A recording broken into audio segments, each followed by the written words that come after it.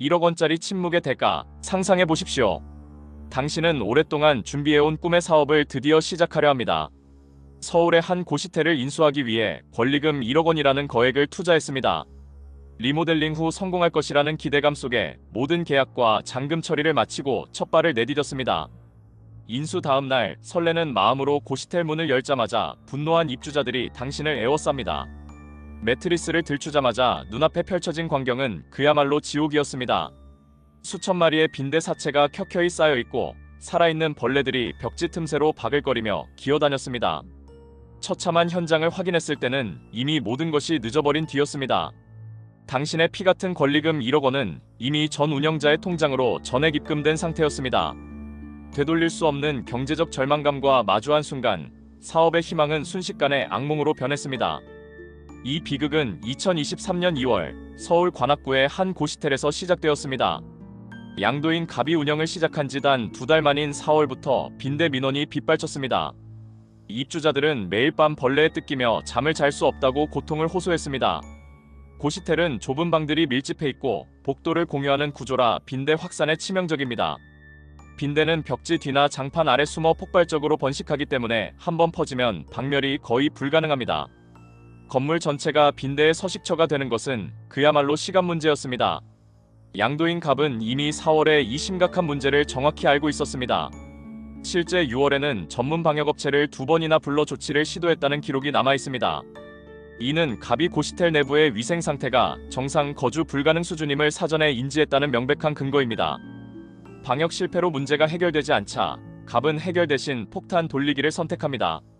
결국 9월 리모델링 계획을 가진 양수인 을에게 빈대 사실을 철저히 숨겼습니다. 그리고 권리금 1억 원을 받는 양수도 계약을 체결하며 자신의 짐을 을에게 떠넘겼습니다. 자, 여기서 퀴즈를 하나 드리겠습니다. 당시 상황을 떠올리며 여러분도 한번 맞춰보시죠.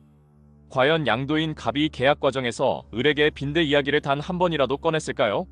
계약 당시 분위기는 너무나 평온했고 을은 아무런 의심 없이 도장을 찍었습니다. 정답은 아니오입니다. 계약금을 받을 때부터 인수인계를 마치는 순간까지 갑은 빈대의 빈자도 꺼내지 않았습니다. 법률적으로는 마땅히 알려야 할 정보를 고의로 숨겨 상대방을 속인 부작위에 의한 기망행위가 발생한 것입니다. 모든 잔금이 지급된 바로 다음 날인 11월 1일 참혹한 진실이 수면 위로 드러났습니다. 을이 직접 확인한 현장은 도저히 사람이 살 수 없는 폐허와 다름없는 상태였습니다. 벽체와 바닥 틈새마다 빈대가 가득했고 입주자들의 환불 요구는 폭주했습니다. 절망한 을은 즉시 증거 확보에 나섰습니다. 11월 2일과 3일 빈대 무리가 쏟아져 나오는 영상을 촬영했고 갑과의 통화 내용을 모두 녹음했습니다. 이 긴박했던 기록들은 훗날 법정에서 갑의 파렴치한 기망행위를 입증하는 가장 강력한 무기가 되었습니다. 통화 내용 중 갑은 누가 그런 얘기를 함부로 합니까? 라는 충격적인 발언을 내뱉었습니다. 이는 빈대 문제를 몰랐던 것이 아니라 계약이 깨질까봐 의도적으로 함구했음을 자인한 것입니다. 함부로 말할 수 없었다는 그 침묵이 바로 사기의 결정적 증거가 되었습니다. 법정에서는 거짓말을 하지 않고 단지 말을 하지 않은 것이 사기가 되는지가 쟁점이었습니다. 형법은 상식만으로 작동하지 않기에 이 침묵의 법적 성격을 규명하는 것이 핵심이었습니다. 과연 고지하지 않은 행위가 기망에 해당하는지 치열한 공방이 이어졌습니다. 갑 측은 세 가지 논리로 무죄를 주장했습니다. 첫째, 빈대가 심각하지 않았고 둘째, 본인도 그 정도인 줄 몰랐으며 셋째가 압권입니다. 어차피 을이 리모델링으로 다 뜯어고칠 계획이었는데 빈대가 있든 없든 무슨 상관이냐라는 뻔뻔한 논리를 내세웠습니다. 재판부는 갑의 변명을 단호히 거부했습니다. 인수 직후 입주자들이 겪은 극심한 고통과 촬영된 영상 증거를 최우선으로 고려했습니다. 이를 통해 계약 당시 이미 해당 고시텔은 정상적인 영업이 불가능한 상태였다는 점을 분명히 인정했습니다. 또한 법원은 갑이 9개월간 운영하며 수차례 민원을 받았고 이외의 방역 기록까지 있다는 점을 지적했습니다. 빈대의 생존력과 고시텔의 구조를 잘 아는 운영자가 문제를 몰랐다는 것은 어불성설입니다. 법원은 갑이 미필적으로나마 사태의 심각성을 충분히 인식했다고 보았습니다. 리모델링 계획에 대한 판단도 명쾌했습니다.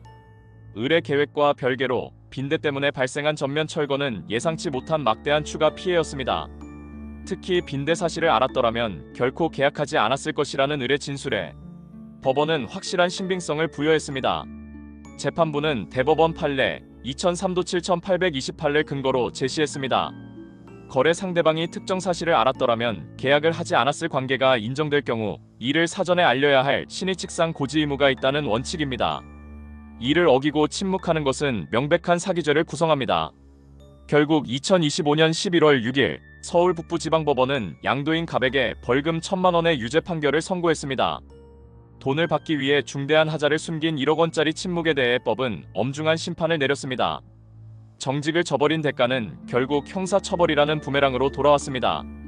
이번 판결은 거래에서 정직이 선택이 아닌 법적 의무임을 상기시킵니다. 김강균 변호사의 분석처럼 결정적 정보를 숨긴 거래는 약속이 아니라 상대방을 빠뜨리는 함정일 뿐입니다. 정직하지 못한 침묵에는 반드시 혹독한 대가가 따른다는 사실을 우리 모두 명심해야 합니다.